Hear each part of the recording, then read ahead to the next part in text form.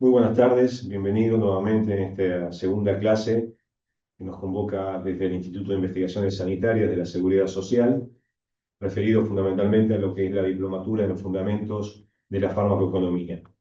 En esta oportunidad va a dar su clase el doctor Luis Servino, acto seguido el doctor Oscar Kochler, dando la segunda etapa de su primera presentación.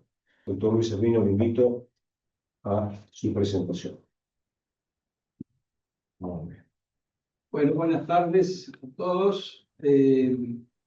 Una aclaración que por ahí no la hicimos la semana pasada, que tiene que ver con muchos participantes online que son de Latinoamérica. Entonces, como el curso lo estamos dando desde Argentina, hacemos, sobre todo en esta parte introductoria que está haciendo el doctor Kochelan, hacemos hincapié un poco en el modelo argentino. Entonces, por ahí al resto de los latinoamericanos que están presentes, por ahí le puede resultar esto que no tiene que ver específicamente con la farmacoeconomía, pero en el resto de las clases se van a tratar temas generales, ¿cierto? Que valga la aclaración para poder que se queden tranquilos que el resto de las cosas que vamos a ver, inclusive lo que yo voy a hablar del tema de hoy, son temas generales de la farmacoeconomía. Bueno, esto ya lo vimos la otra vez, cuando hablamos de farmacoeconomía, en el juego de palabras, como ustedes ven, aparecen un montón de cosas y una de las más importantes, indudablemente, es la aparición de las nuevas tecnologías, que en términos de farmacoeconomía tiene un peso clave, ¿no? La innovación en medicamentos.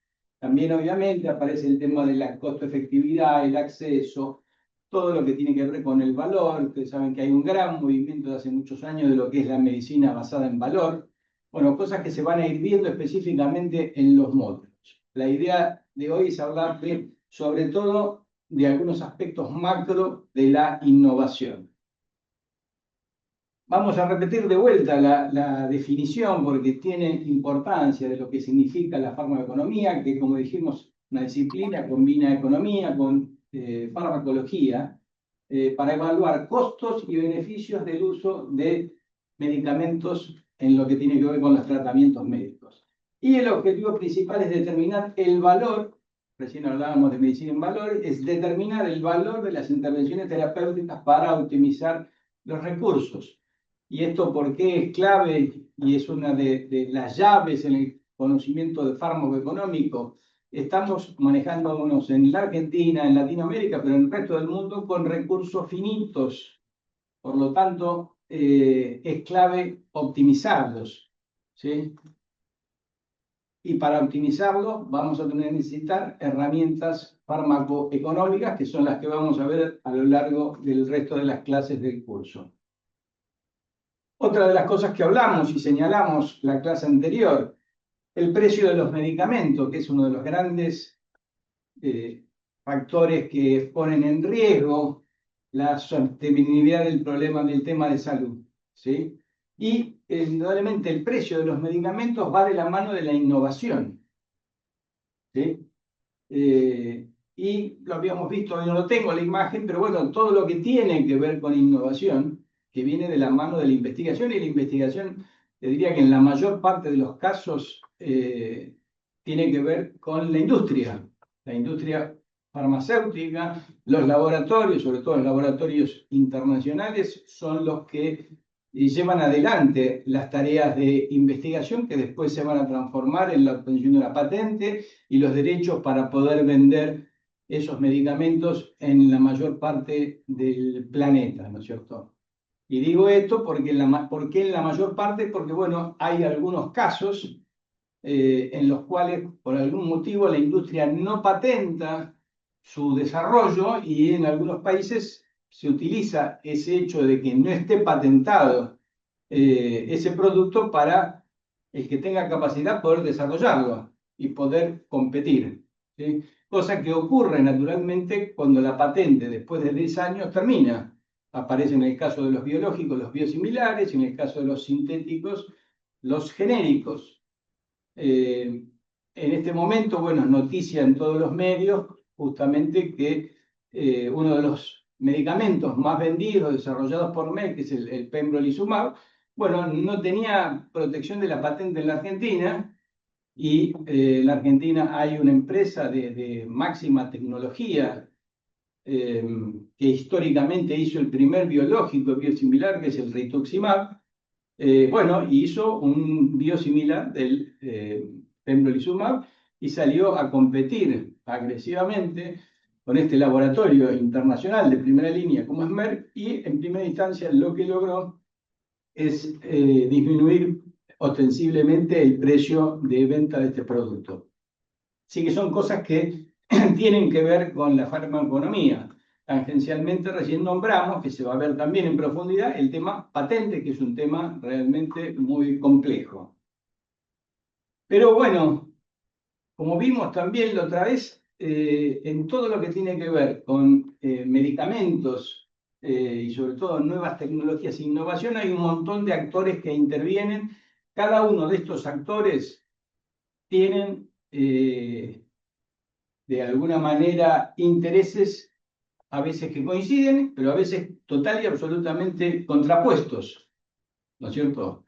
Está claro que en primera instancia cualquier paciente que sufra de alguna enfermedad, sobre todo alguna enfermedad poco frecuente, una enfermedad huérfana, va a estar total y absolutamente ilusionado con la aparición de un nuevo medicamento que le prometa su curación, ¿sí?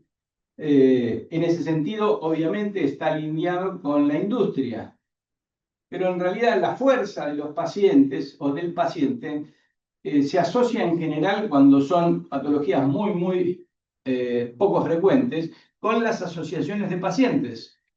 O sea, esto no es tan sencillo o estéril, digamos, ¿no es cierto? Sino que hay contaminación que tiene que ver porque muchas asociaciones de pacientes tienen vinculación indirectamente con la industria. O sea, la industria muchas veces financia, en general en forma indirecta o a veces solapadamente, financia a ese grupo de pacientes. ¿Para qué? Para que el Estado y o los financiadores terminen aprobando ese medicamento, ¿cierto?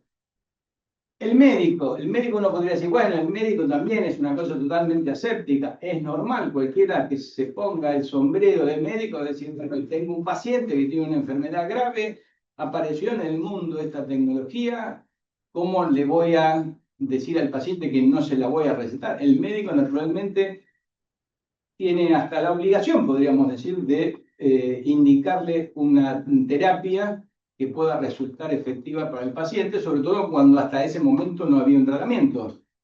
Sin embargo, tampoco el tema es tan aséptico. ¿Por qué? Porque una cosa es el médico en el consultorio, pero ¿quién es el que a veces tiene más poder dentro de la corporación médica? Y las asociaciones de médicos, asociaciones científicas, algunas pseudocientíficas, que tienen también una relación directa con el complejo médico industrial, con los laboratorios. Entonces vos encontrás sociedades científicas que aprueban o desaprueban algún tipo de prácticas, como por ejemplo en su momento fue, y lo sigue siendo, el uso de algunos genéricos o biosimilares, ¿no es cierto?, con una alineación directa con la industria. ¿Sí? Eso pasó, si ustedes recuerdan, en Argentina, cuando hubo hace poco con el gobierno actual una medida en la cual los médicos estaban obligados a recetar, a prescribir por nombre genérico internacional, lo cual le impedía colocar la marca. Bueno, ahí salieron todas, no los médicos, salieron las sociedades científicas, ¿sí?, a decir que eso estaban total y absolutamente en contra, trasluciendo que había medicamentos de primera A y de primera B, así que la calidad no era la misma de todos los medicamentos, cosa que podríamos discutir todo el día entero. Esa norma se derogó, o sea que volvimos a la situación que tenemos hoy, que es la situación histórica, que el médico puede prescribir por nombre genérico internacional o puede colocar la marca e inducir la marca. Las sociedades entraron en un total y absoluto silencio, lo cual es una paradoja, porque si el problema de indicar un genérico y que no se pueda respetar supuestamente la marca era que hay medicamentos de distinta calidad, y con una calidad inferior el paciente se perjudica, ¿dónde están las sociedades científicas ahora? Diciendo, no, a ver, ¿qué vamos a hacer? Sobre todo con la autoridad de aplicación, que en este caso en la Argentina es el ANMAT, que es el que debería bregar porque todos los medicamentos que uno tiene acceso en el mostrador de la farmacia tengan todos la misma calidad. ¿Sí? Por eso vale la pena repetirlo para los que estamos acá en Argentina y por ahí para los que están escuchándonos desde el resto de Latinoamérica. Acá se habla equivocadamente de genéricos, porque no hay una ley de genéricos. Todos ustedes saben que el movimiento de medicamentos genéricos tuvo un gran avance en Estados Unidos en la década del 70, a partir del que se llamó el proyecto y ley Waxman, en Estados Unidos, donde prácticamente la mayor parte de los medicamentos de síntesis pasaron progresivamente a venderse como medicamentos genéricos, ¿sí? Para lo cual, ¿qué tiene que tener un medicamento para ser considerado genérico? Bueno, estudios de bioequivalencia y biodisponibilidad. En la Argentina, si ustedes entran en la página de ANMAT, está el listado de medicamentos que tienen bioequivalencias y biodisponibilidad, que son muy pocos realmente. Algunos en forma obligatoria lo tienen, por ejemplo los anticonvulsivantes, pero hay un montón de medicamentos que no lo tienen.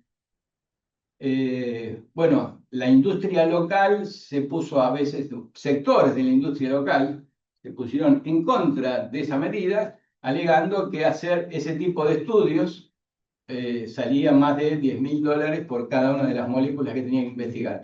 Eso quedó flotando, nunca se llevó adelante, por lo tanto nosotros no tenemos genéricos, sino a veces tenemos copias con marcas y otras que tienen la droga, supuestamente, pero no tienen estos estudios que son los que asegurarían al paciente la seguridad en el momento de comprarlos y de tomarlos y de tratarse. Así que esa es una deuda pendiente que tiene la Argentina y que es una lástima muy grande porque en la Argentina tenemos, yo creo que entre 15 o 20 laboratorios nacionales con una capacidad de nivel internacional, o sea que podrían pasar esta prueba sin ningún tipo de problema. ¿Sí? Pero bueno, por algún motivo eso no ocurre. Por otro lado, cuando hablamos de los financiadores, tampoco los financiadores son carmelitas descalzas, como decimos acá. Les interesa probablemente que les cierren los números, poder ser sustentables.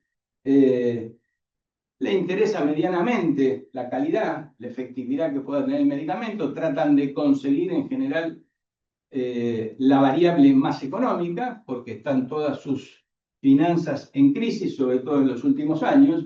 Con lo cual, esta gama, ¿sí?, de actores que tienen que ver no es muy sencilla, es muy compleja, hay interrelaciones, y el Estado, que sería el que debería resolver gran parte de esta conflictividad, de acuerdo a los distintos tipos de gobiernos que hemos atravesado, está más presente, menos presente, para poder resolverlo, ¿sí? Lamentablemente, el caso paradigmático lo vivimos hace un año y pico con la cantidad de muertes que hubo con el fentanilo por un laboratorio, producido por un laboratorio que no estaba en condiciones de producir absolutamente nada. Entonces hubo una falla flagrante, en este caso del Estado, que es el responsable a través del Ministerio de Salud, INAME y ANMAT, de hacer los controles correspondientes para que no se murieran esas, como mínimo, esas 100 personas. El número final no lo sabemos. Ese laboratorio hoy no funciona más, pero probablemente haya una gran cantidad de laboratorios que sigan funcionando en una situación bastante irregular o con normas de calidad que no se ajustan a la época que estamos viviendo. Pero como hablábamos justamente de esto, ¿no?, de la innovación en medicamentos, y esta es una clase general, bueno, la innovación básicamente tiene tres características, tanto en medicamentos como en nuevas tecnologías generales, que son estas tres. Es un crecimiento inexorable, no hay nada que lo pueda parar, va a seguir creciendo la innovación, porque es el motor que hace que la industria pueda tener estrategias de competitividad y posicionamiento en el mercado. Todas salen al mercado con un alto costo. No hay nuevas tecnologías que salgan baratas o económicas. La mayoría son prácticamente de alto costo o de costos elevadísimos. Y cuando salen tienen una efectividad incierta, ¿sí? Todo esto lo que lleva es a tener un fuerte impacto sobre el gasto en la atención médica en los últimos 20 años. ¿Sí? Esto ya fue publicado, por lo menos en Estados Unidos, hace casi ya 20 años, analizado que el gran motor del crecimiento del costo médico tiene que ver con la innovación, sobre todo innovación en medicamentos. Esto lo vimos la otra vez, pero lo repasamos. En estos 10 años, de los 483 productos que autorizó la FDA, fíjense que más del 50% son para enfermedades raras, poco frecuentes. Vamos a ver eso enseguida, hacia dónde nos lleva esa situación, ¿no es cierto? Y el 49% esencialmente se lo ha llevado son medicamentos de especialidades, especialmente oncología, inmunología, como las principales. También podríamos agregar, por el impacto que tuvo, los antidiabéticos. Esta, acuérdense, es la lista que vimos de los medicamentos más caros de 2019 a 2024 que autorizó la FDA. ¿Sí?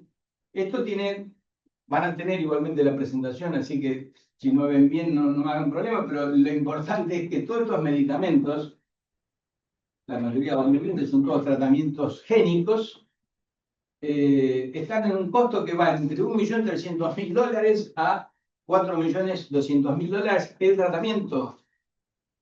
Cifras que realmente esotéricas, ¿no es cierto? Y todas para tratar enfermedades raras o muy poco frecuentes. ¿Están? Esto les aclaro, y lo pongo acá, para que después lo lean en su casa tranquilo, es el costo publicado, es la lista de precios del medicamento. No significa, acá tenemos el más conocido para nosotros, que es el Zolgensma. Zolgensma, cuando lo saca Novartis, lo saca a $2.125.000 el tratamiento. Hoy probablemente se venda a un precio muchísimo más bajo, pero ese es el precio de salida del laboratorio, el precio de lista, y una justificación interesante que está en la página, no sé si seguirá estando al día de hoy, pero en el momento que lo saca hace una justificación por la cual pone ese valor de venta. Esto también es para que lo vean después tranquilo, porque esos mismos medicamentos, lo que les quiero mostrar es cómo obedecen las distintas agencias de evaluación de tecnología. Entonces, fíjense, por un lado, bueno, acá se repite el precio que salió cada uno, se repiten las indicaciones, pero acá está, bueno, la FDA está todo en verde, que es la primera columna, esta que está acá, son los años que fue aprobado.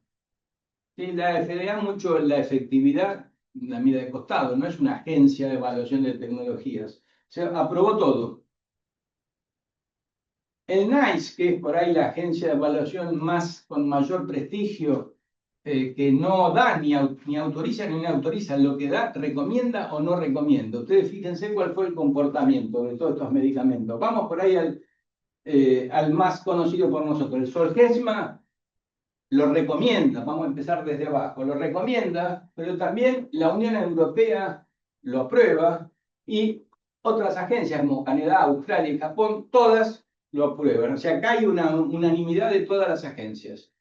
Con lo cual, esto, sobre todo en el caso de la Unión Europea, abre el juego para que este medicamento se pueda haber vendido en toda Europa, con negociaciones de cada país. Y dentro de cada país, por ahí que más conocemos nosotros, porque lo visitamos todos los años y trabajamos con ellos, en España, más allá, una vez que la Comunidad Europea lo aprobó, va a España y dentro de España se fija normalmente un precio base y ahí después las comunidades vuelven a negociar probablemente otro acuerdo de precios, ¿no es cierto? Tenemos ahora otros ejemplos, por ejemplo, en el caso del Genic, EMGENI, que es el primero ahora, que es para hemofilia B, por ejemplo, en el caso del NICE, la recomendación fue que tenga un acceso administrado, cosa que acá podríamos llamarlo, lo conocemos más como una tecnología tutelada, es decir, que tiene que haber un estricto control. En el caso acá es un sistema público, en el caso de Inglaterra, un estricto control del seguimiento de esos pacientes. ¿Sí? Europa lo autorizó con uso condicional para determinadas indicaciones y también lo hizo Australia, pero Canadá lo tiene ahí en la gatera, todavía no investigó nada, y en caso de Japón ni siquiera lo investigó. Dice sin información. Vamos, por ejemplo, a otro más, el sintético, que es para la beta-talasemia. Bueno, la FDA lo aprueba. El NICE lo discontinuó, lo sacó del mercado, también la Unión Europea, y el resto sin información. Cuando está sin información significa que no les interesa ni siquiera estudiar la posibilidad de incorporarlo, en este caso cuando está en ROC. ¿Sí? O sea que ustedes ven la diferencia entre lo que pasa en el mercado americano y en el resto del mercado. Acá la columna de la última, que sería de la Argentina, no la puse, pero bueno, salvo en el caso del Zolgensma, en todos los demás ni siquiera hay estudios de evaluación de parte de la CONETEC, la Comisión Nacional de Evaluación de Tecnologías. Bueno, así ustedes pueden ver después cada uno lo que pasa y que en general el NICE y la Unión Europea funcionan casi en tándem, es decir, cuando uno aprueba o cuando uno lo recomienda, la otra termina aprobándolo. O sea, no hay como disidencia entre lo que dice una y lo que dice la otra. Y tomo estas dos, el NICE y la Unión Europea, porque es lo que más se adapta a nosotros. Acá da la impresión que la FDA lo que le llega y tiene seguridad en la producción y cierto nivel de efectividad, lo termina aprobando, ¿sí? Cosa que en el caso de Unión Europea, Canadá, sobre todo Australia y todo, tienen ya evaluaciones de costo-efectividad mucho más profundas. No sé si tienen alguna duda hasta acá, pregunten. Bueno, esto lo van a tener en la presentación para poder verlo.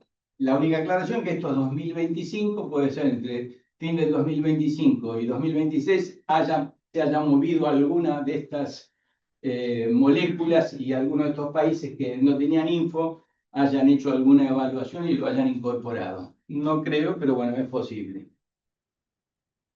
Entonces, pero la evidencia, acá vimos que la que la hacen son obviamente agencias, ¿no? ¿Y por qué la hacen las agencias? Bueno, por este concepto que yo creo que es clave, ¿no?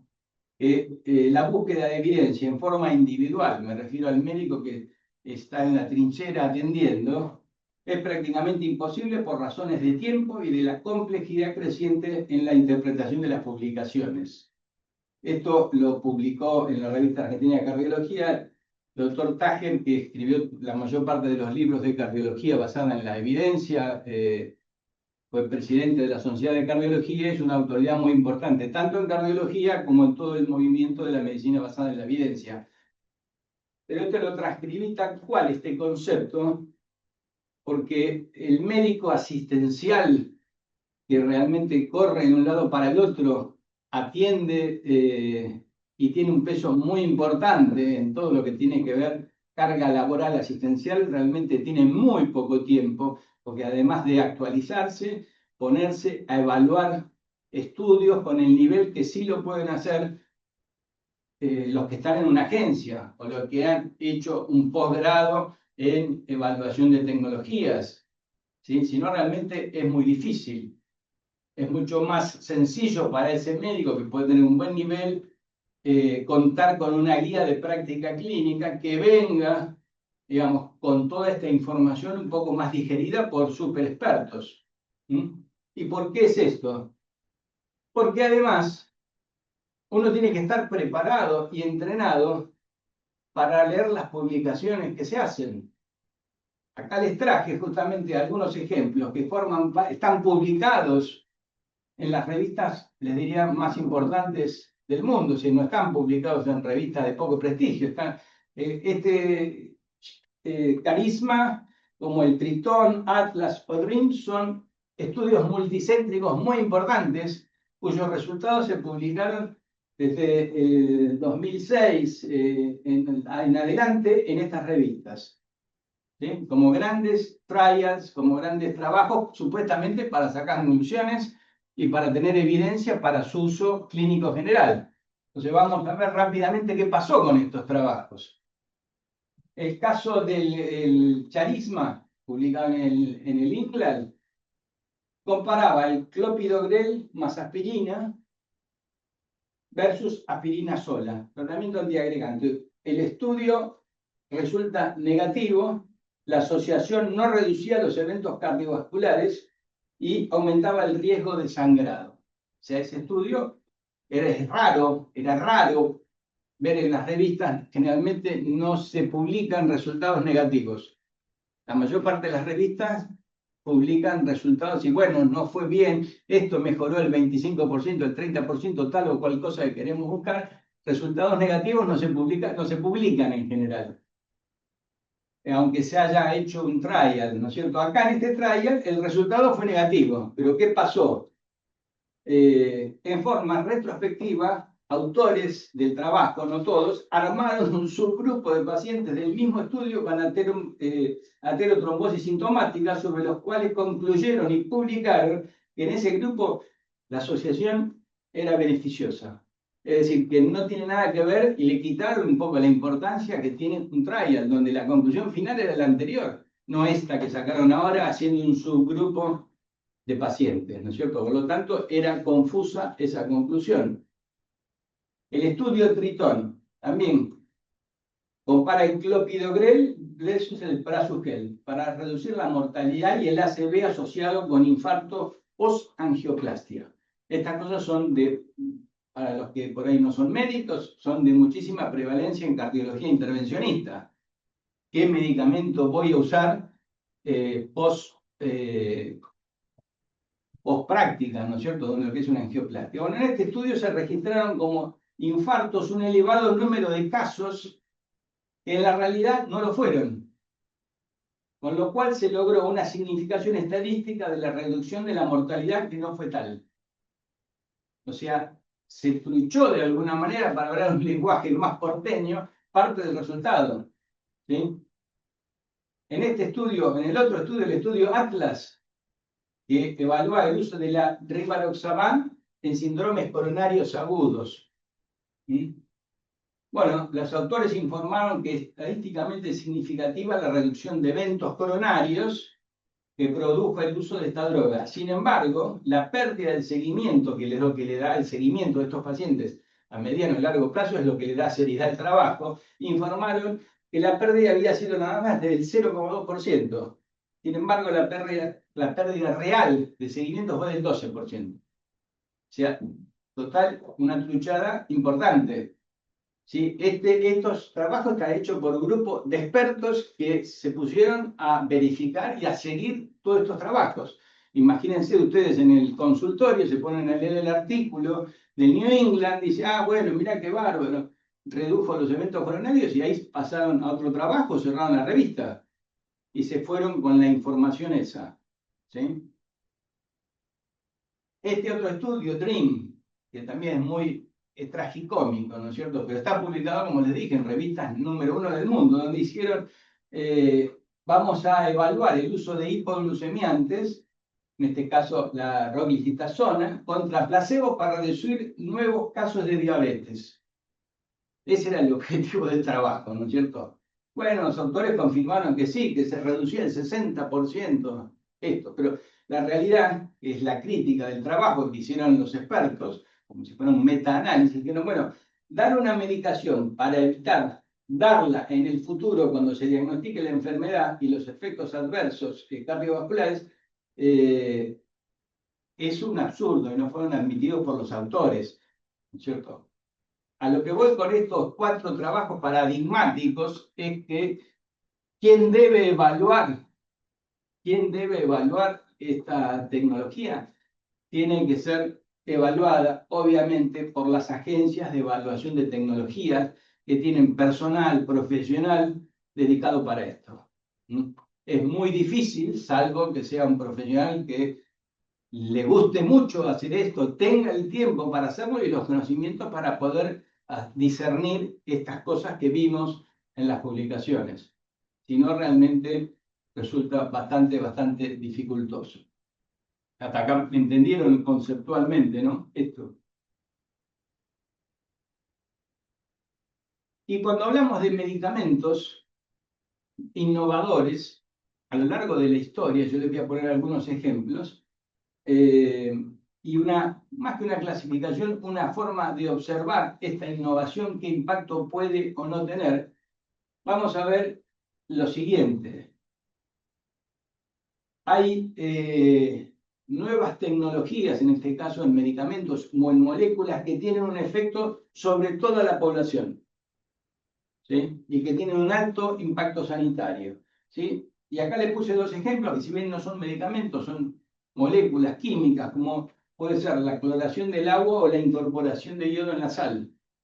O sea, esto acá no es que nosotros podemos decir, no, yo el agua no lo tomo, salvo en vez de agua usemos agua mineral o no comamos sin sal, cosa que es imposible, pero esta medida, si observamos cuál fue el efecto que tuvo en reducir las enfermedades infecciosas en Estados Unidos, ustedes fíjense, en 1910, esta es la curva por mortalidad por enfermedades infecciosas.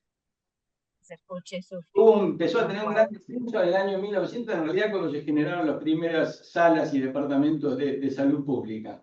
Pero el gran salto lo da acá, cuando se empieza a poner cloro en el agua, en la red de agua potable. Descenso importante que solamente se ve alterado por esto, ¿saben lo que es?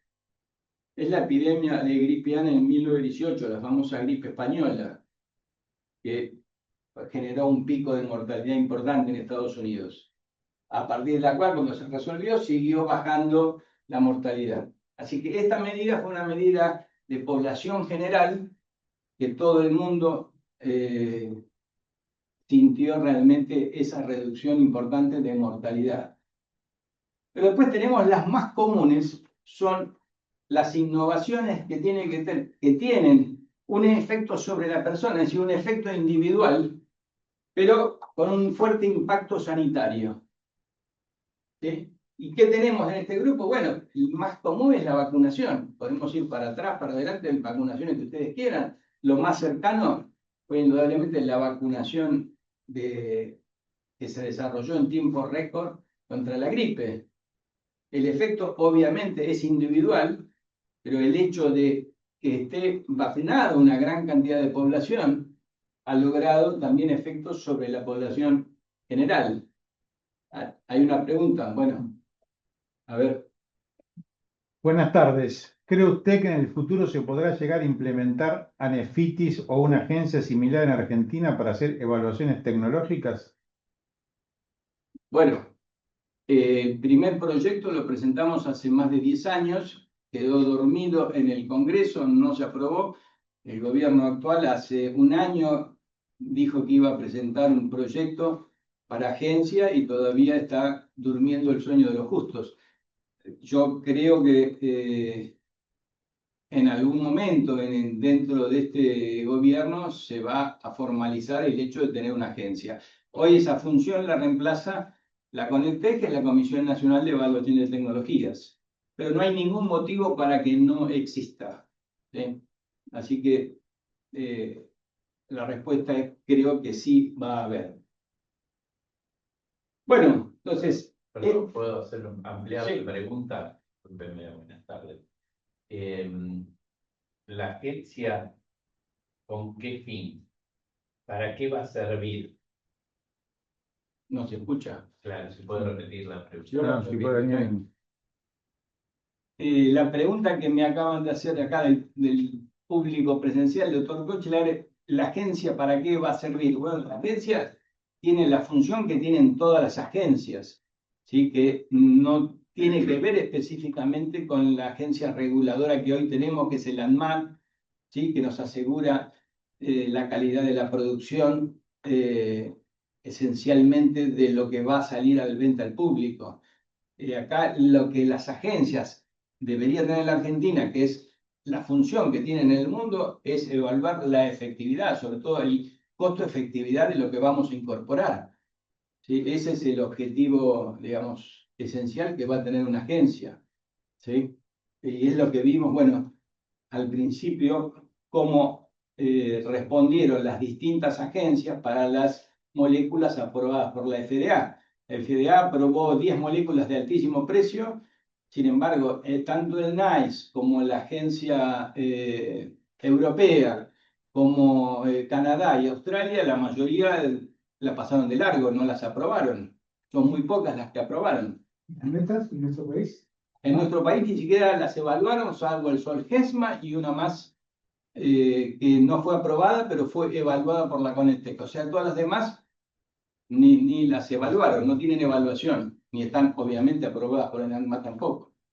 Mi pregunta o mi reflexión apuntaba a que la creación de una agencia en la Argentina no va a ser la solución frente a la judicialización de cualquier medicamento de alto costo. Bueno, eso ya nos metemos después en otro terreno, lo podemos ver al final, obviamente. En los países desarrollados, la decisión de la agencia es palabra santa. Acá eso no va a ocurrir. Bueno, a ver, es un tema, bueno, no sé si el público escuchó la pregunta. A ver, en la Argentina tenemos una situación distinta a la que ocurre, sobre todo en la mayor parte de los países de Europa, que es la judicialización. El caso por ahí paradigmático es Inglaterra, donde tiene una agencia que no autoriza ni desautoriza la comercialización de un producto, sino recomienda o no su uso, y obviamente su decisión es soberana, y es tan soberana que a ningún juez se le ocurriría ir en contra de una recomendación que hace el NAS. Acá en la Argentina, donde las instituciones están un poquitito subvaluadas y también la justicia tiene una forma de proceder puntual, no sería raro que si tenemos una agencia, las decisiones de la agencia sean cuestionadas por la justicia, ¿sí? La pregunta es, ¿deberían o no ser cuestionadas? No, tampoco debería ser como en algunos proyectos que se presentaron, en los cuales la decisión de la agencia debería ser obligada para que la respete el juez como si fuera una sentencia judicial. Eso creo que, ¿no? eso creo que es, claro, creo que es un absurdo pretender que las decisiones de la agencia sean vinculantes, porque estamos generando otro poder judicial, entre comillas. La vinculación y el poder de las agencias van de la mano del prestigio y el respeto que tengan a lo largo del tiempo. No se logra eso por decreto, ¿sí? Pero bueno, seguimos esta lista de innovaciones que tienen que ver con un efecto individual, pero con un potente efecto sanitario. Y cuando hablamos de efecto o impacto sanitario, lo que yo me refiero es a la capacidad de modificar indicadores de salud. Indicadores que son objetivos, que pueden ser medibles, ¿sí? Que no tienen que ver desde el punto de vista sanitario con aspectos clínicos que son muy subjetivos e irregulares. Cuando yo digo, bueno, vacunación para la gripe A, bueno, lo voy a ver qué nivel de mortalidad tengo entre la población que está vacunada y la que no está vacunada. Es total y absolutamente objetivable. Cuando apareció la penicilina, lo que lo tenemos acá, cuando aparece la penicilina disminuyendo la mortalidad de enfermedades infecciosas, ustedes vean como hubo un descenso importante. O sea, esa fue una nueva tecnología en su momento, ¿no? Yo les mezclé cosas del pasado con el presente, ¿sí? Pero el impacto en mortalidad por enfermedad infecciosa fue drástico, ¿sí? Después termina disminuyendo cuando empieza a utilizarse en Estados Unidos la vacunación de sal para la polio. Entonces, el uso de antihipertensivos y estatinas, sí, son de uso individual, pero no tengan duda que modificó la epidemiología de la enfermedad cardiovascular. Yo lo puedo medir, eso sí, lo puedo medir por mortalidad cardiovascular, cómo evoluciona en el tiempo. Es decir, que tengo una lectura de eso en lo que pasa en la población general. Los antineoplásicos es otro ejemplo, ¿sí? Disminuyó mucho la mortalidad y la expectativa de algunas enfermedades oncológicas, cáncer de colon, cáncer de mama. Y el último acá, los antidiabéticos, la aparición en los últimos años de esta droga mágica, que además la gente hoy la reconoce más como droga para bajar de peso que para el tratamiento de la diabetes, ha hecho realmente y ha generado un impacto positivo muy, muy importante. Lo que creo que todos tenemos que ponernos de acuerdo y entender que este tipo de efectos se producen cuando tienen realmente un impacto medible en la población general.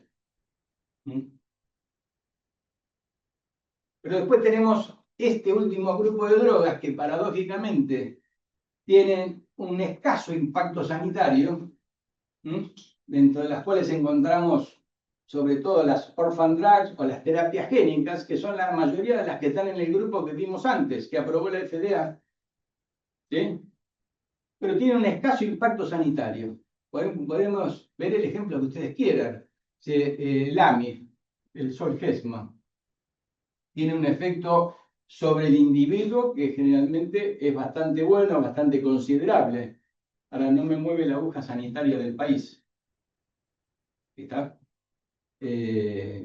Como ejemplo típico. Y si quieren ir a un ejemplo más masivo, tenemos, por ejemplo, las drogas los biológicos para el tratamiento de la artritis reumatoidea.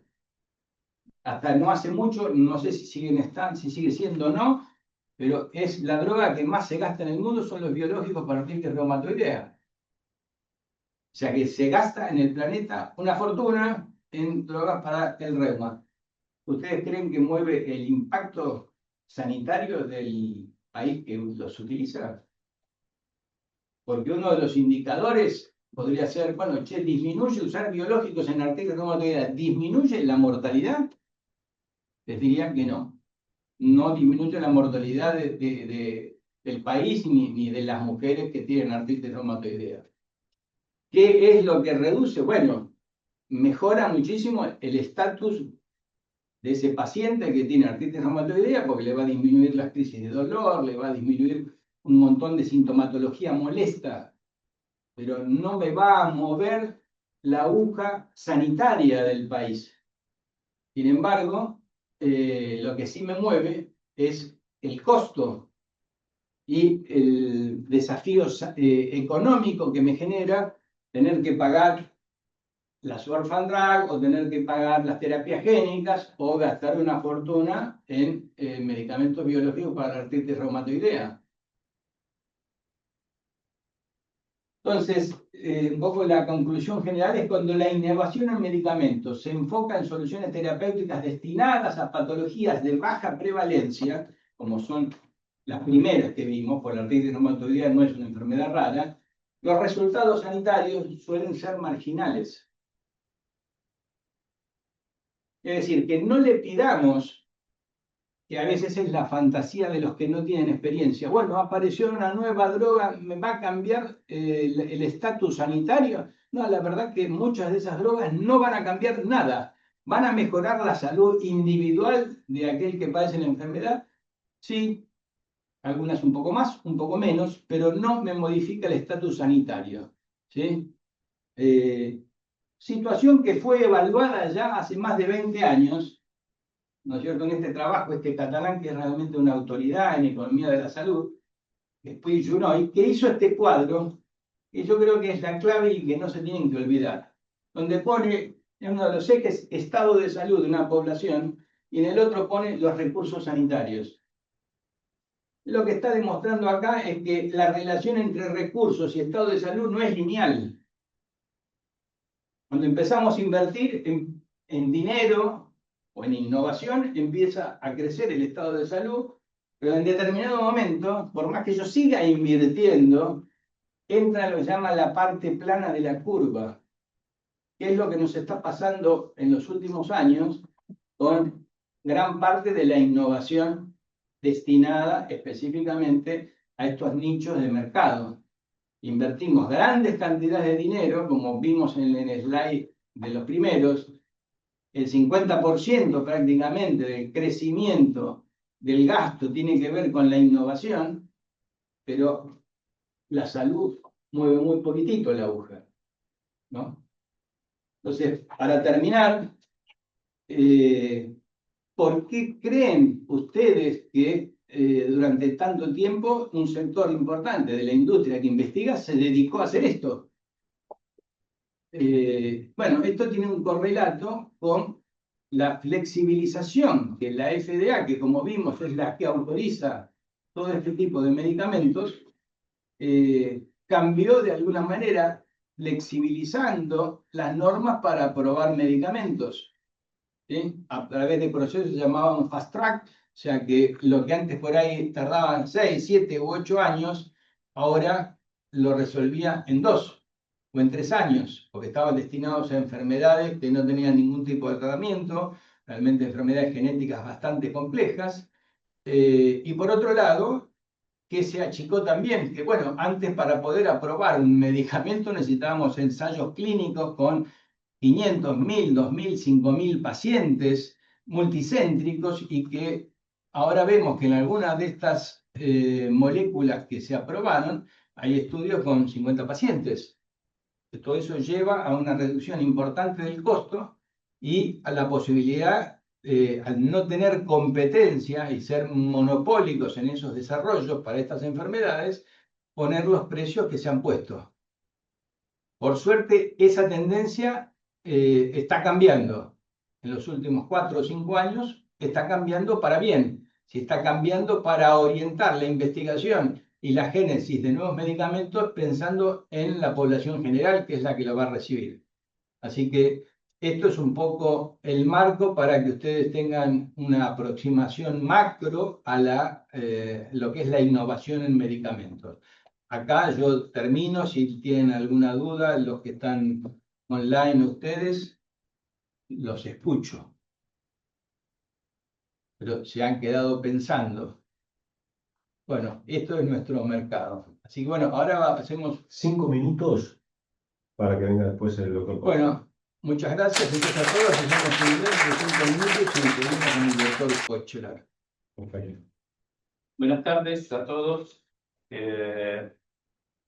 Les propongo hacer un switch mental porque llegué tarde para lo que hablaba Luis, pero lo que vamos a ver ahora tiene que ver con el derecho y no con la medicina.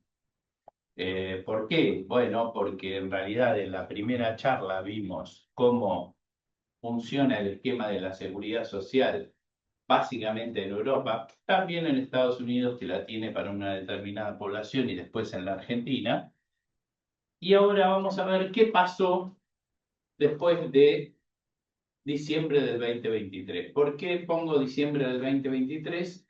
Porque asume el nuevo gobierno y dicta un decreto, un DNU, en diciembre del 2023, que tiene muchísimos capítulos, tiene muchísimos artículos, pero tiene un capítulo específico, el 11, sobre salud.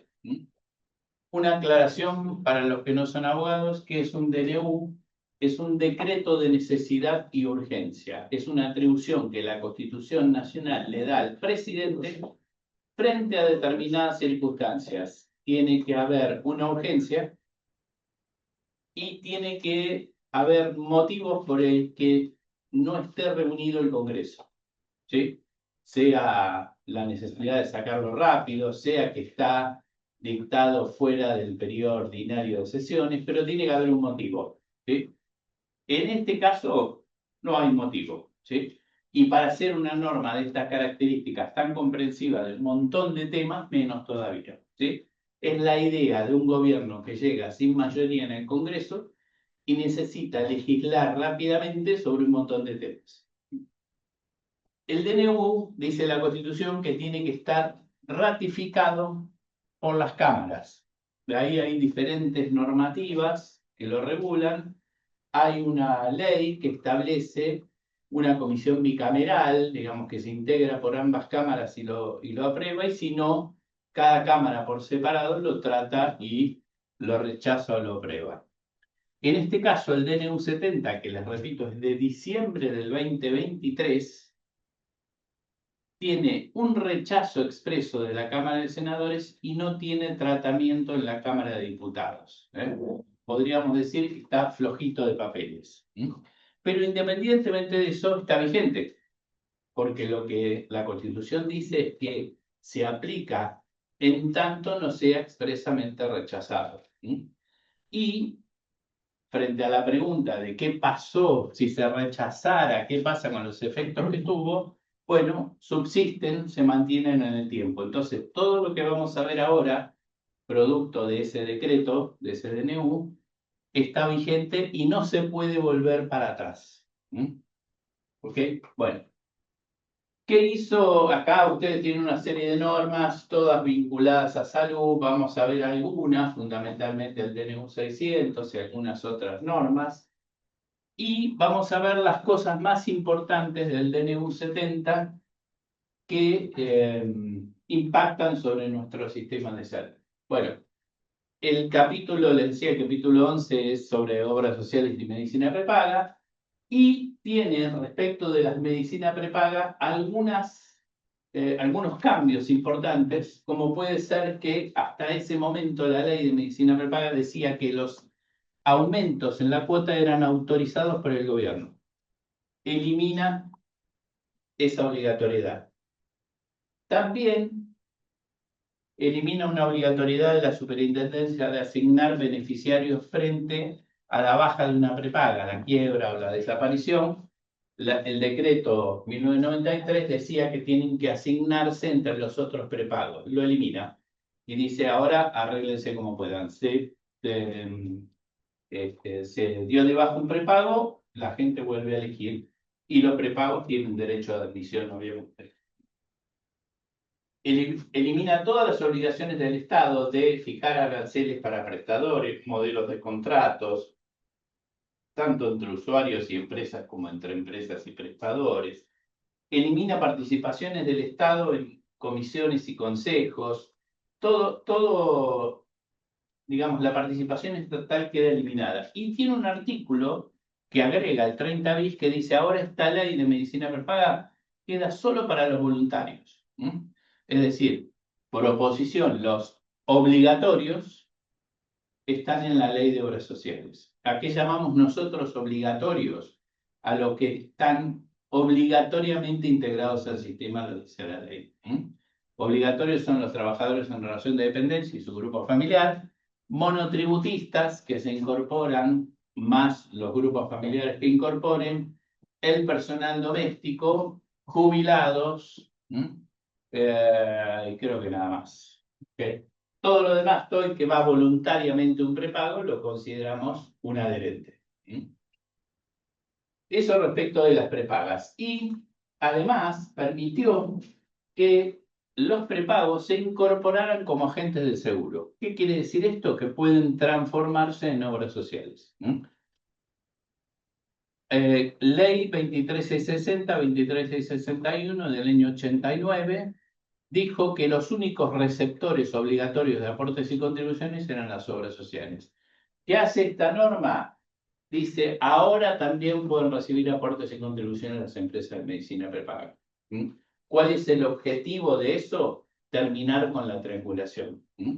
Hasta ese momento, las empresas de medicina prepaga intervenían en el sistema, pero indirectamente, a través de una obra social que recibía los aportes y contribuciones y se los pasaba a la empresa de medicina prepaga, que tenía un valor de cuota y completaba con fondos de bolsillo del afiliado el valor de la cuota.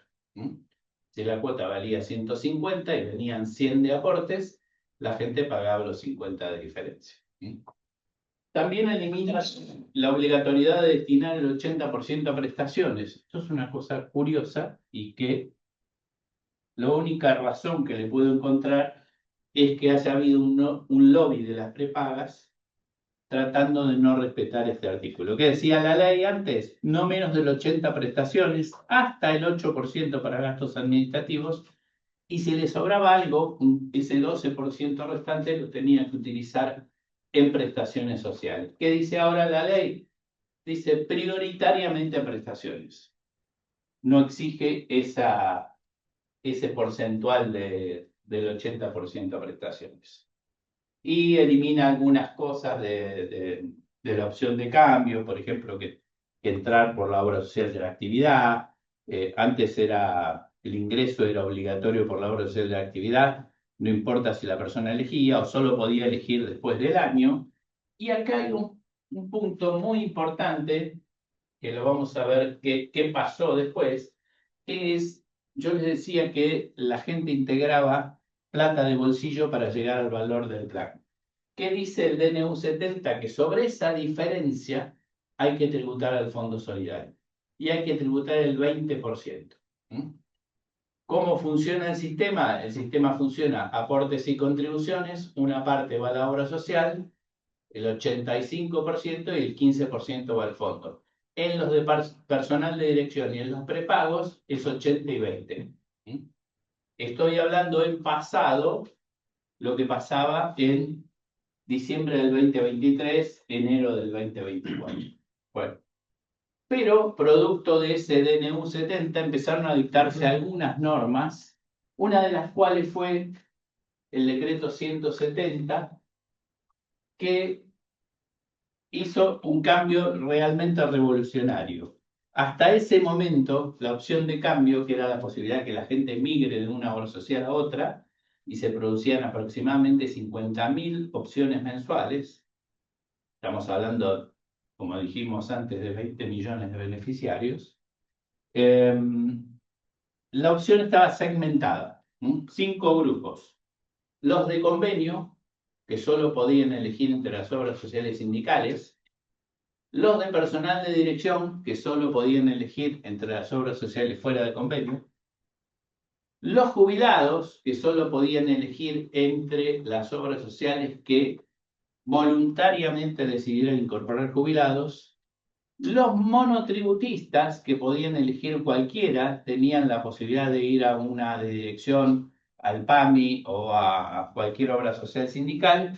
Y finalmente la del servicio doméstico. 5 regímenes diferentes. ¿Qué dice este decreto 170? Se terminó la segmentación. Ahora es todos contra todos. Pueden elegir cualquier obra social. Ejemplo. La gente de convenio no podía elegir OSDE, porque OSDE es una obra social de personal de dirección. ¿Qué hacía entonces OSDE? Convenios con las obras sociales sindicales, preferentemente del ámbito naval. Decía, vos querés tener OSDE, optá por la obra social de comisarios navales y tenés OSDE a través de comisarios navales. A partir de este decreto, eso ya no es necesario. No necesita más OSDE una obra social sindical porque ya no está segmentada. Pero los que quedaron afuera, como siempre, los que pagan el pato en todo esto son los jubilados. ¿Quiénes quedaron afuera de esa eliminación de la segmentación? Los jubilados, que solo pueden seguir eligiendo entre las obras sociales que voluntariamente deciden incorporar jubilados. Y decreto 170, el 171, el mismo día, febrero del 2024, dice que las prepagos que podían recibir aportes y contribuciones tienen que inscribirse en un registro y esa inscripción es voluntaria. Se inscribe el prepago que quiere. Si no quieren, no se inscribe. Y bueno, después que conservan cada uno sus respectivas inscripciones y que tienen que dar como mínimo el PBO más la ley de discapacidad. No sé por qué nombra solamente esas 2 leyes, porque en realidad el PMO incorpora un montón de leyes. Tenemos, no sé si lo hablaron con Luis, pero tenemos una gimnasia temporal de generar leyes por enfermedad, lo cual es un absurdo porque querría decir que las que no están legisladas no están cubiertas. Bueno, si están en el PMO, ¿para qué queremos una ley? Y les dice a las prepagas que si se inscriben o no se inscriben, esta inscripción voluntaria, igual tienen que pagar el 20% al Fondo Solidario sobre la diferencia de plan. Se inscriba o no se inscriba, ese 20% lo tiene que pagar igual. Ustedes se acuerdan que estamos hablando del 2024, se armó un lío muy grande por los incrementos de las cuotas de la medicina prepaga. El primer incremento, cuando liberan la posibilidad de que el Estado estableciera el monto, ahora es libre, pueden cobrar lo que quieran, las empresas de medicina prepaga aplican el 40%. Después nos enteramos que la inflación fue el 25%, pero ya habían aplicado el 40%. Hay un lapso entre que sabemos el índice del mes. Hoy supimos el índice del mes de marzo, pero el aumento de la cuota del prepago salió el primer día de mes, con lo cual lo que hace es tomar 2 meses para atrás, en general. Entonces, salió el 40%, después nos enteramos que era el 25%, y sobre la base de ese 40% siguieron aumentando. En el mes de abril, si mal no recuerdo, sí, el 8 de abril, el ministro de Economía saca este tuit que dice: las prepagas le están declarando la guerra a la clase media. Nosotros desde el gobierno vamos a hacer todo lo que esté a nuestro alcance para defender a la clase media. Y entonces el Estado toma tres actitudes, tres decisiones. Primero, los particulares se presentan a la justicia reclamando por su caso, reclamos individuales. ¿Qué hace la justicia en general? Les resuelve una medida cautelar diciendo no le pueden aumentar más allá del IPC o del convenio colectivo para los activos y más allá del incremento del haber jubilatorio para los jubilados. Pero también la Secretaría de Comercio hace una acción administrativa contra las obras sociales, 7 obras sociales en particular, y le dice: señores, ustedes se han cartelizado, han aplicado todos el 40%, y por lo tanto los limito, tiene atribuciones la Secretaría de Comercio, la Ley de Defensa del Consumidor se las da, los limito a que apliquen solo IPC. ¿Sí? Es decir, los acusó de cartelizarse y los cartelizó a todos en el IPC.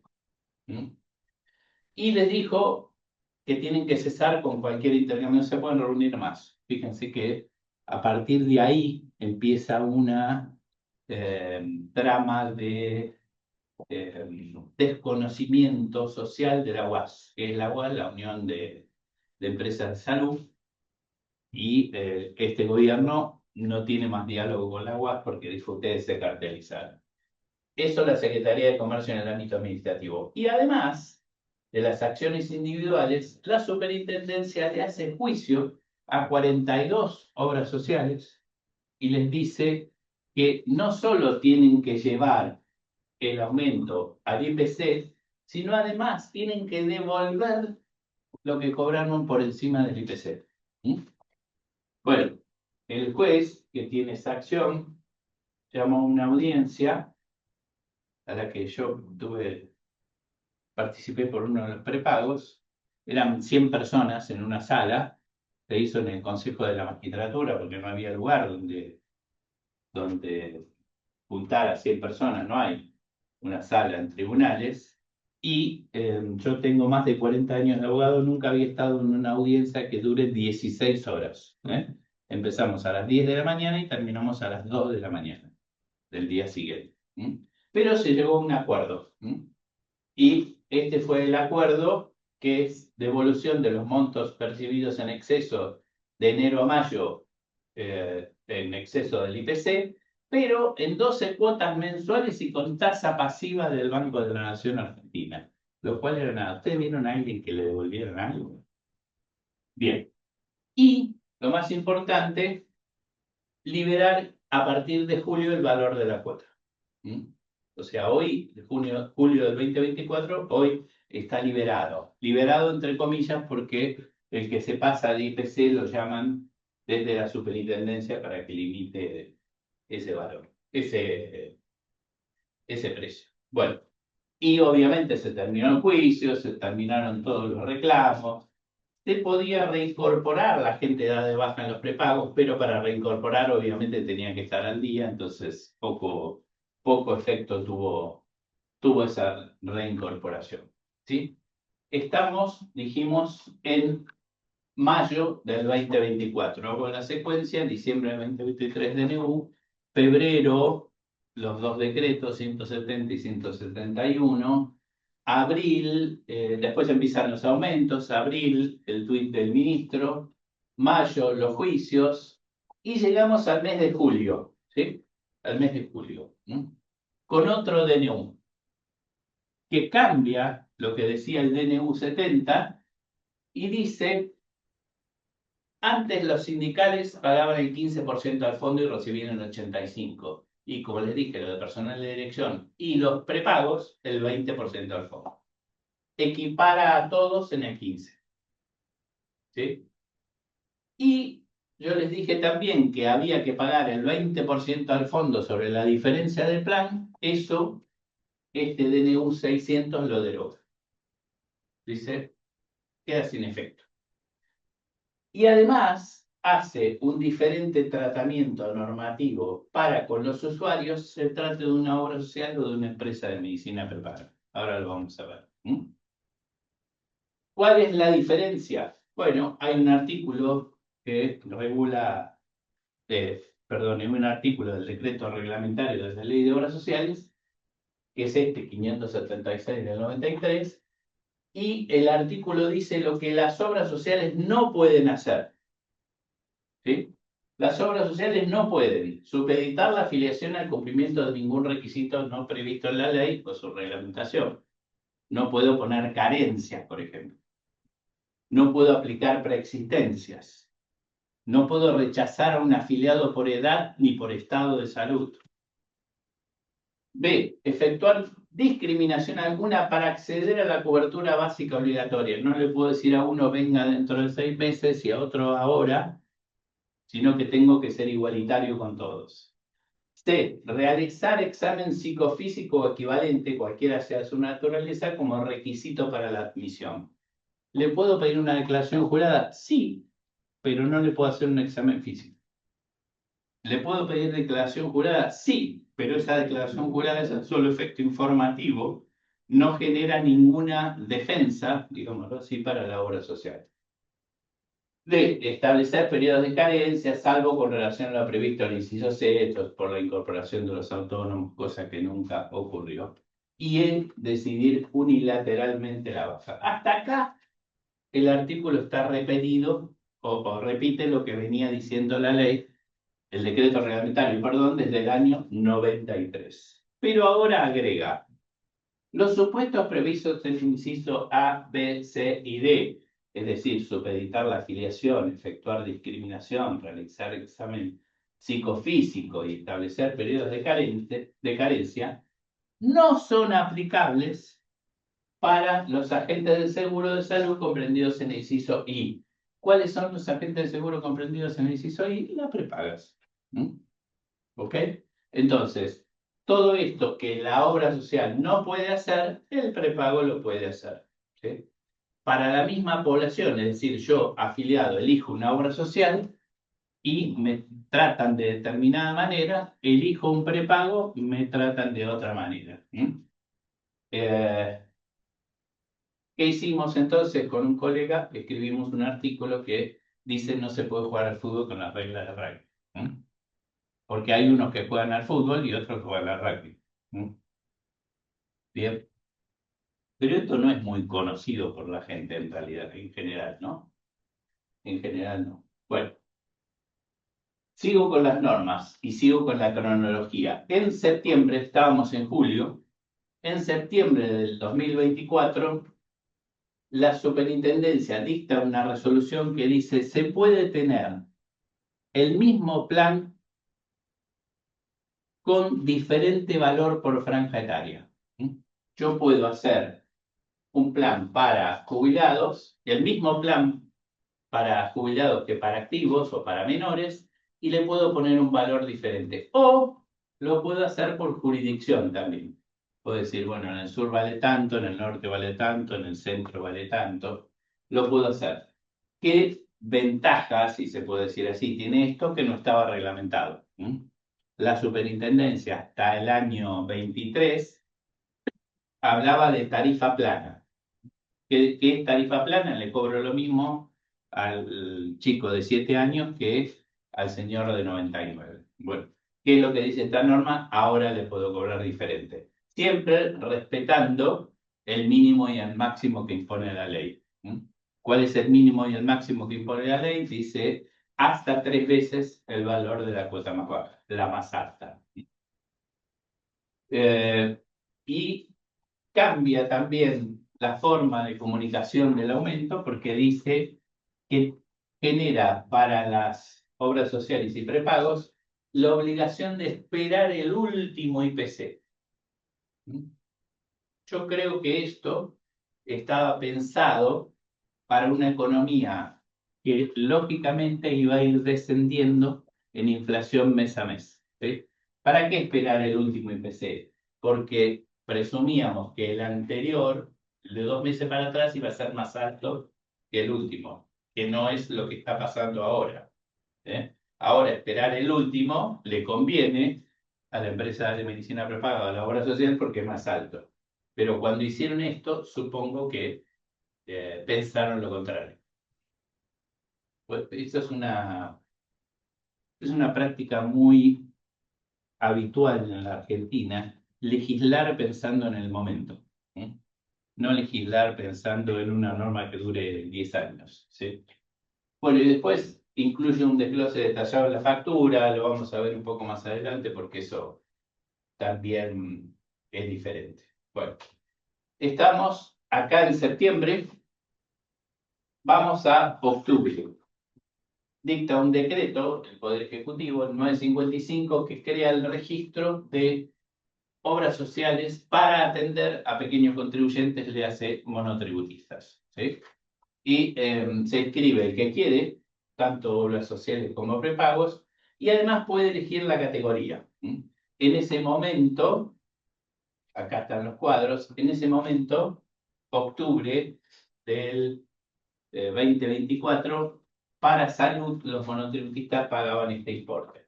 Las 3 primeras categorías, A, B y C, donde están el 70% de los monotributistas, pagaban 19.000 pesos, menos el 10% del Fondo Solidario. ¿Ok? Si fuera el día de hoy, no ha variado mucho. Hoy pagan 21.000 pesos, menos el 10% del fondo. ¿Okay? No ha variado mucho el importe del monotributista. Para que ustedes se den una idea, un monotributista que gana 1.000.000 de pesos paga estos 21.000 a la obra social. Un trabajador en relación de dependencia que gana 1.000.000 de pesos paga el 9%, es decir, 90.000 pesos. Y los dos acceden a la misma salud. O por lo menos en teoría son beneficiarios del PMO. ¿Sí? Estamos entonces en octubre del 2024.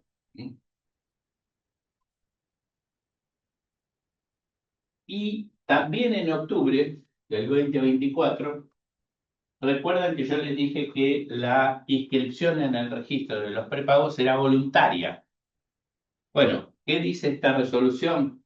Mirá, ahora no es más voluntaria, ahora es obligatorio. Te inscribís antes del 31 de diciembre, sí o sí, o el 1 de diciembre, perdón, tienen que estar todos inscritos. ¿Sí? Octubre del 2024. ¿Sí? Entonces, bueno, finalmente se dicta esta resolución. Ya estamos en el 2025, el 31 de enero del 2025, que la firma el titular de la unidad jefe de gabinete de asesores del Ministerio de Salud, no la firma el superintendente que se excusó, y la excusación del superintendente fue porque había sido empleado de OSDE. ¿Sí? Pero yo les aclaro que cuando la superintendencia en el mes de mayo accionó contra 42 obras sociales, la demanda la firmó el superintendente. Y uno de los demandados era OSDE, y ahí no se excusó. Yo creo que se excusó porque esto es una barbaridad. ¿Okay? Podemos discutir la finalidad, o discutir no, estar de acuerdo con la finalidad, pero el procedimiento es una barbaridad. ¿Qué dice esta resolución? Que a partir de esa fecha, del dictado de esa resolución, todos los que triangulaban pasan al prepago. Esto es lo que quiere decir. Que todos los que tenían un aporte y contribución que se transfería a través de una obra social, pasan directamente a ser transferidos al prepago. ¿Ok? Le permite un trámite o, digamos, la voluntad de permanencia en la obra social, que yo diría más que voluntad de permanencia, voluntad de volver, porque ya los habían pasado. Acá cuando dice derivación directa debió decir inmediata, porque le pasaron los aportes a la obra social, al prepago, perdón, pero esta fue una decisión completamente, desde el punto de vista jurídico, completamente arbitraria. Piensen ustedes, derecho de la gente de elegir una institución que se mantiene, que todavía está vigente, y lo que decidió la superintendencia fue, toda esa gente pasa al prepago. Y es así como Swiss Medical tuvo de 0 afiliados de la Seguridad Social por aportes y contribuciones a tener más de 500.000 afiliados directos. OSDE, que tenía 800.000, pasó a tener 1.300.000 porque todo lo que tenía regulado a través de obras sociales sindicales le pasó directamente. ¿Ok?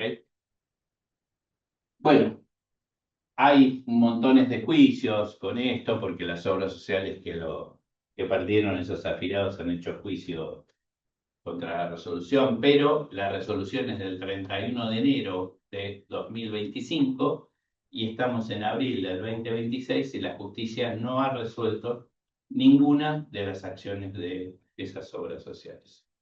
Bueno, entonces yo me permito hacer una cronología. ¿Por qué ocurrió todo esto? ¿Sí? La charla anterior hablamos del concepto solidario de la seguridad social, de la cobertura colectiva de la seguridad social. Bueno, toda esta cronología que vimos responde a una idea completamente diferente, que es pasar de lo colectivo a lo individual. Pasar de un sistema en donde todos contribuimos para que consuma el que necesita, pasar a lo que yo llamo una cuenta corriente individual.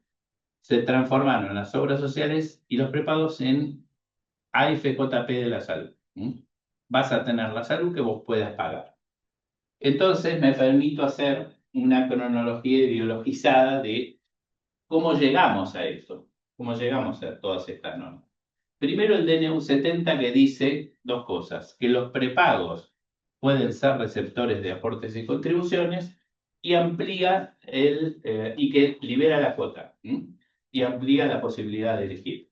Después aparecen los dos decretos que vimos en febrero, el 170, febrero del 2024, que dicen que la opción ya no está más segmentada y que los prepagos que quieran inscribirse se pueden inscribir, los que deseen hacerlo.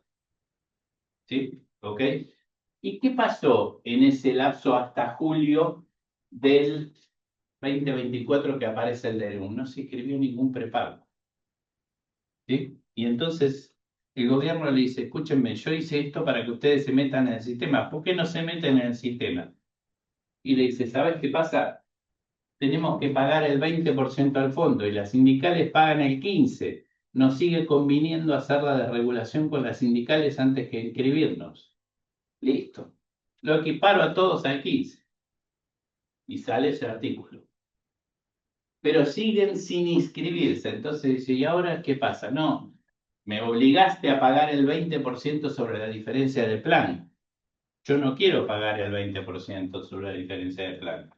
Listo, te lo derogo. ¿Sí? ¿Y qué más? No, mira, yo no quiero dar las mismas prestaciones. Yo el PMO no quiero dar. No estoy preparado para dar el PMO. Yo quiero dar mi plan. Y si no puede acceder a mi plan, buenas noches, que se vaya. Entonces, sacan eso de jugar al fútbol con las reglas del rugby. Y dice, bueno, las obras sociales no pueden hacer todo esto, pero el prepago puede hacer todo esto. Pero siguen sin inscribirse, siguen sin inscribirse. Dice, ¿ahora qué querés ahora? No, mirá, yo monotributista no quiero. Esa gente que paga 19.000 pesos, 22.000 pesos, yo no los quiero. Entonces dicta el gobierno el decreto 955 que crea el registro para obras sociales que atiendan monotributistas.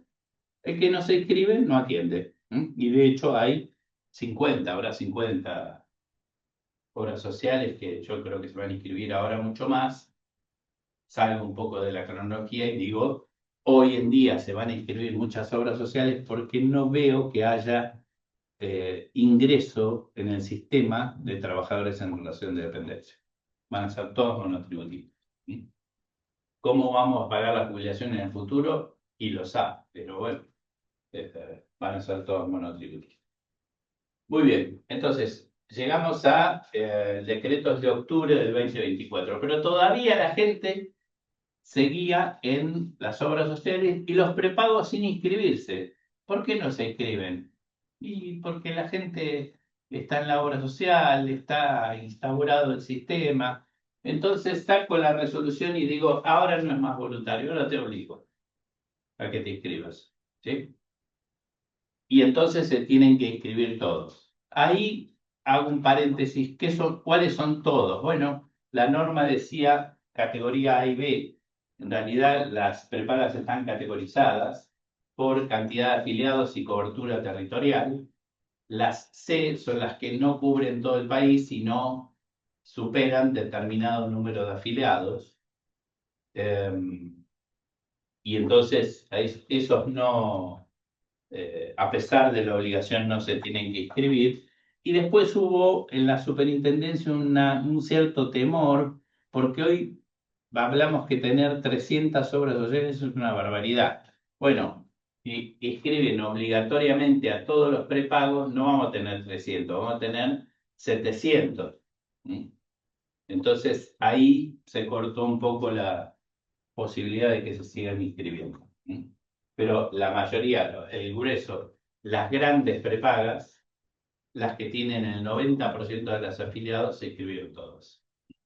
Entonces ya estaba para el gobierno cerrado el objetivo de la inscripción. Pero así y todo, la gente seguía en su obra social porque la gente no sabe cuál es su obra social. Realmente el que tiene una triangulación con un prepago, si yo le pregunto a alguien qué obra social tiene, me dice, soy médica. No, digo, soy médica, no es una obra. ¿Qué obra social tenés? No sé. Bueno, entonces, ¿qué pasó? Se dictó la resolución 1/2025, que es la que vimos que pasó compulsivamente a toda la gente de las obras sociales a los prepagos. Esta última, que es la que yo digo, mi condición de abogado, de dudosa legalidad, es una consecuencia de todo esto, que tiene como objetivo, me hago cargo de esa definición, tiene como objetivo correr al sindicalismo o a las obras sociales sindicales del sistema de salud. Sobre la base, creo yo, conjeturo, que es la idea del gobierno, terminar con la caja sindical. Les diría que hoy lo que estamos viendo es el sentido inverso. Hoy estamos viendo que los sindicatos financian los déficits de las obras sociales. Pero bueno, creo que toda esta cronología, ¿por qué hice la cronología ideologizada? Porque todas las normas que se fueron dictando fueron a pedido de las empresas de medicina prepaga. Podemos incorporar a la gente, no queremos pagar el 20%, pagamos el 15%, no queremos pagar el 20% de la diferencia de plan, queremos tener diferentes tratamientos sobre la gente, no queremos monotributistas. Bueno, está claro que todo esto es está pensado sobre la base de esa idea. Bueno, no sé por qué no salió el título de esto, pero en realidad esta era una descripción del sistema antes de enero del 2025. ¿Aparece ahí el título? Muy bien. antes del 2025, antes de enero del 2025, porque acá teníamos todas obras sociales y teníamos algunas que van a desaparecer en esa descripción. OSECAC, la mayor, después le sigue OSDE con 800.000, OSPRERA con 600, OSPECON, la construcción, PCN, OSPE, estos gastronómicos, ACE, otra obra social de personal de dirección. Aquí aparece SANCOR, que es un prepago, pero también tenía su propia obra social, la UOM, Sanidad, y después algunos que estaban en la de regulación, transfiriendo aportes a los prepagos, ¿sí? OPOSE con Swiss Medical, OSDOC, no sé con cuál, OSIARA, que es Remise con una especie de una cosa que yo llamaría una franquicia, que son diferentes prestadores del interior que se juntaban acá, y OSOGNA, que desregulaba para OSDE, ¿sí? Esto es, antes sería diciembre del 2025. Aclaración, el 47% de los afiliados está subsumido en estas 15 obras sociales. Y el 70% de los afiliados está en 40 obras sociales. Hay 100 obras sociales con menos de 5.000 afiliados, ¿sí? Que, les diría en lo personal, es solo un dato, porque dentro de esas 100 obras sociales hay muchas de empresas. Ford, Volkswagen, Shell, Loma Negra, Pirelli, son todas obras sociales chicas, pero de una cápita muy alta, porque son salarios muy altos. Entonces, acá tenemos OSECAC con 1 millón, ahora hoy 1.300.000 afiliados, pero cuya cápita son 44.000 pesos. Cápita llamamos nosotros a la división de la recaudación total dividida la cantidad de afiliados. Para que ustedes tengan una idea, la de OSECAC, que es 44.000, ahora marzo del 2026, y la de OSDE 152.000. O sea, una diferencia ideal de poblaciones. Pero este es el cuadro antes de... Y después de la resolución 1, ya acá OSDE aparece con 1.300.000, porque de los 800.000, vuelvo al cuadro anterior, de los 829.000, le pasaron, entre otros, los de OSOGNA, que desapareció de este cuadro. No solo OSOGNA, pero desapareció de este cuadro. Y acá, antes que OSPECON, digamos, OSPECON estaba acá, en el cuarto lugar, ahora aparece en el quinto lugar, aparece Swiss Medical. Ya con más de 500.000 afiliados, superando a la construcción.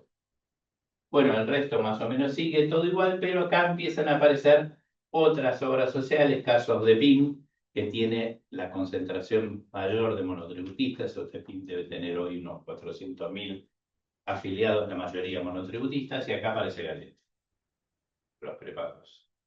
¿Qué es esta foto? Esta foto es después de la resolución 1. ¿Ok? ¿Qué pasó en la resolución 1? El pase compulsivo de la gente. ¿Quiénes desaparecieron? Y desapareció POSET, desapareció Ciara, desapareció SOP, que eran las que triangulaban aportes y contribuciones. Preguntaría yo, ¿está mal esto? Y la verdad es que no. Si yo tuviera que decidir, si tuviera que opinar sobre cuál era la verdadera voluntad de la gente, yo diría que era ir al prepago. Si el prepago se inscribe para recibir aportes y contribuciones, es lógico terminar con la intermediación. Pero pensémoslo desde los dos ángulos, desde el ángulo prestacional y desde el ángulo económico. Desde el ángulo prestacional, como dije antes, la gente no tenía ninguna identificación. La gente no decía tengo SOGNA, tengo OSDE. La gente no decía tengo POSE, tengo Swiss Medical. Ahora, el objetivo, y dicho en las normas que transcribimos, el objetivo del gobierno era terminar con la triangulación. Sí, Marcelo, hay una pregunta. Sí. ¿Cuál es la fuente de información de los datos de afiliados por obra social post-resolución? La Superintendencia de Salud. La superintendencia tiene una posibilidad de acceso a la información. Es un poco críptica, pero lo explico así al pimboche. Es por usuarios, por consultas, o sea, usuarios. Dentro de usuarios hay un link de consultas. Dentro de las consultas hay un link de estadísticas. Y dentro de estas estadísticas permite saber población por obra social. ¿Sí? Digo que es un poco críptico porque tenés que hacer todo ese recorrido, pero es de acceso público esa información. ¿Mm? Nada más que acá está tomado los principales agentes del seguro de salud. ¿Mm?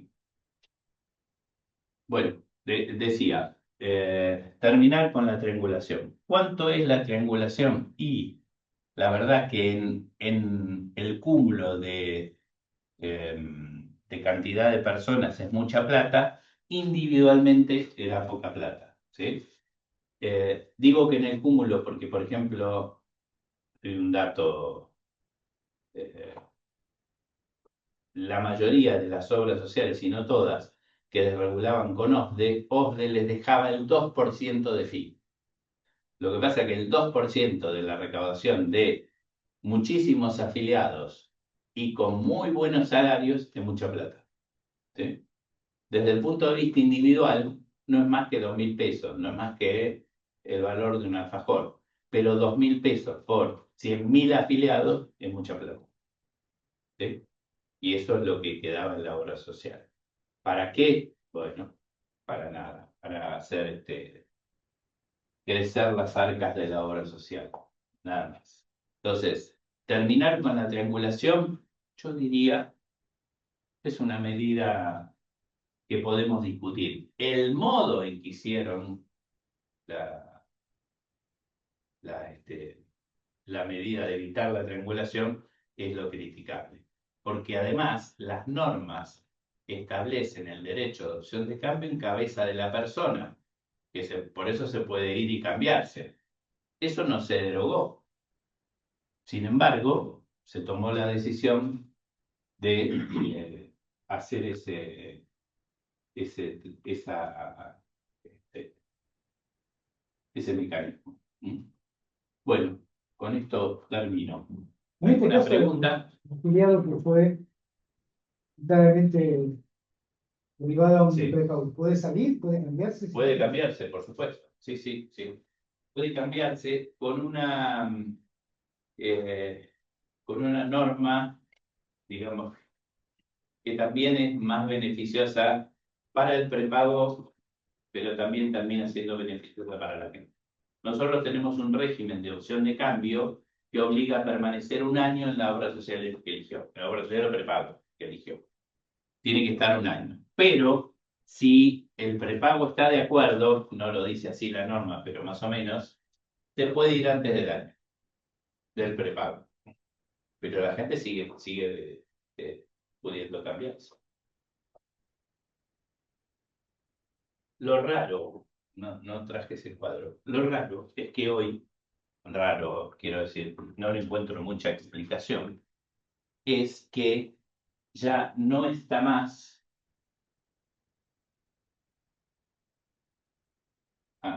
Bueno,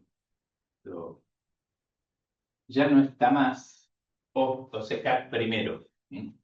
OSECAC en este último tiempo, en este último año, perdió más de 200.000 afiliados. Ya está debajo de OSDE. Hoy OSDE la supera.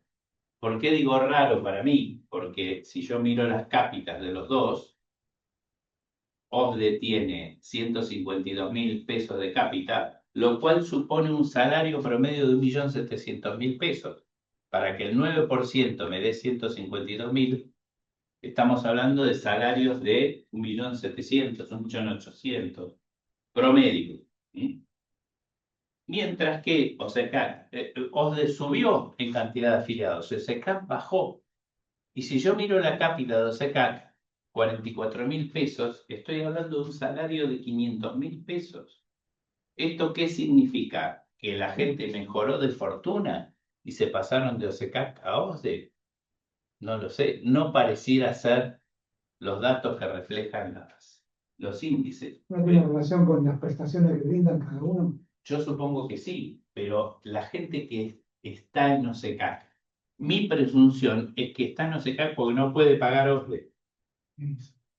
No, no porque le gusta OSECAC, perdón por si hay alguien de OSECAC, pero yo creo que es así. Entonces, ¿qué pasó ahí en el camino? ¿Cómo creció OSDE? ¿A expensas de quién? Porque las que perdieron la mayoría de los afiliados son las obras sociales de poco aporte. Y yo presumo que hay gente que se quedó sin trabajo, no que se pasó a OT. Sí, yo iba a Sí. consultar, o sea, si se planteaba o no un escenario de traslado también al público. Correcto. Sí, yo creo que sí. Si vos mirás hoy, no lo traje, pero si mirás datos del CIPA, el CIPA es el sistema previsional que toma datos del INDEC, bajó la cantidad de personas en relación de dependencia del sector público y del sector privado, en relación de dependencia. Diciembre 2023, diciembre 2025, pero subió la cantidad de monotributistas, ¿sí? La reforma laboral hace que hoy las empresas estén tentadas a contratar exclusivamente monotributistas. La reforma permite que un monotributista a su vez pueda subcontratar 3 monotributistas, ¿sí? Entonces me parece que toda la normativa tiende a fomentar la contratación del trabajador por cuenta propia. ¿No? Que, ahí voy, que convengamos que no solo paga poco, paga esos 22.000 pesos hoy, sino que además la obra social le tiene que dar más servicios que al trabajador en relación de dependencia. ¿Por qué? Porque el trabajador por cuenta propia en la Argentina no tiene RT, no está asegurado y sí recurre a la obra social por la enfermedad profesional o el accidente de trabajo. ¿Sí? Ya no solamente es poco, sino que aumenta la prestación. Sí, Marcelo. Las obras sociales con pocos afiliados, Sí. ejemplo 6.000, ¿van a poder seguir brindando PMO? Yo creo que no. Creo que si no se fusionan o buscan algún mecanismo de juntarse con otras obras sociales chicas, yo pienso que no. Pero también aclaro que para mí tener pocos afiliados, como dije antes, es solo un dato. Si yo tengo pocos afiliados y mucho salario, voy a subsistir, porque puedo cubrir el PMO. ¿Sí? Pero si tengo pocos afiliados y poco salario, voy condenado a la muerte. Piensen ustedes 2 datos de la realidad. El aporte promedio, el ingreso promedio por obra social está en 67. Hay un trabajo, un informe que hizo la CGT hace unos días, que paso el chivo, que lo hicimos nosotros aquí, que dice que el aporte promedio es 67.000 pesos, pero el costo del PMO es 85.000. ¿Sí? Entonces, hay que hacer la cuenta de cuántas son las obras sociales que no llegan, no al aporte promedio, al costo del PMO. Una cosa es el ingreso y otra el gasto. El ingreso promedio no permite cubrir el gasto, pero hay un montón de obras sociales, yo dije más de 152.000, podría nombrar Swiss Medical, un montón de obras sociales de dirección, YPF, que lo pueden pagar, y un montón que no. Son más las que no lo pueden pagar que las que lo pueden pagar. Pero volviendo a la pregunta, creo que van a subsistir en la medida que su cápita promedio, cápita, insisto, llamamos nosotros recaudación dividida cantidad de afiliados, pueda solventar el costo del PMO. Oscar, Sí. perdón, y en función a lo que estás mencionando, esas obras sociales pequeñas, con un monto menor a Sí. lo que requiere el PMO, están mucho más expuestas al costo de la judicialización, ¿no? O sea, eso es un impacto grande, ¿no? Sí. Yo creo que ahí hay, por supuesto que están expuestas al costo de la judicialización. No es lo mismo un Brineura que en una obra social de 1,5 millones de afiliados que en una de 5.000. Están obviamente más expuestas. Y yo diría tres cosas. La primera es que los dirigentes sindicales que manejan esas obras sociales no han tomado conciencia de la situación, ¿sí? Yo los veo, que tengo trato con ellos, los veo como esperando una solución mágica que no va a ocurrir, ¿sí? No va a ocurrir con este gobierno, pero no va a ocurrir con ningún gobierno, ¿sí? Me parece que es un tiempo de que no puede haber 300 obras sociales. La segunda reflexión es que no sé si están dispuestos a buscar una solución alternativa, ¿sí? Que no sea la mágica. Digo esto, un ejemplo, cuento un ejemplo personal. Hace poco fui a dar una charla a una organización de segundo o tercer grado que se llama la COSIDMECOS. COSIDMECOS es una federación de gremios de los medios de comunicación, donde está televisión, está gráficos, músicos, locutores, prensa, cine, bueno, son 15 entidades. Entre las 15 entidades nos juntan 50.000 afiliados. El secretario general, le hice una pregunta al secretario general de televisión, que es el gremio más, el SAT, que es el gremio más numeroso. Le dije, Horacio, lo conozco porque era, digo, es un amigo de la infancia, ¿por qué no le juntás la cabeza a todos esto? Imposible. ¿Por qué? Y me hizo una descripción que no sé si responde a tu pregunta, pero me pareció triste, pero realista. Dijo, cada una de estas entidades tiene un consejo directivo, integrado por 5. Cada una de estas entidades tiene una sede, ¿sí? Cada una de estas entidades tiene empleados y tiene afiliados. ¿Vos creés que podemos juntarnos todos en un directorio de 5? O sea, acá hay 50, quedan 5. De los 300 empleados, los 400, van a quedar 20. ¿Te parece eso posible? Y creería que, salvo por una decisión de un tercero, no. Lo otro, lo último, la tercera es que ya hay 2 obras sociales que se han concursado, de estas obras sociales de las que hablamos, ¿no? Y yo creo que va a haber más concursos. Pero el concurso yo lo veo como una estrategia que desde el punto de vista médico sería ponerle un respirador artificial.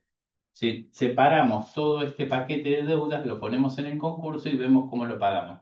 Y de ahí en adelante, ¿qué hacemos? Porque el déficit sigue siendo el mismo.